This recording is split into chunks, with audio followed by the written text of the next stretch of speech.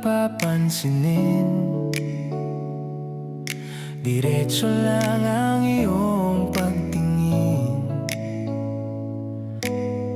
Huwag ka nang lumingon-lingon, hindi mo na kailangang magtanong.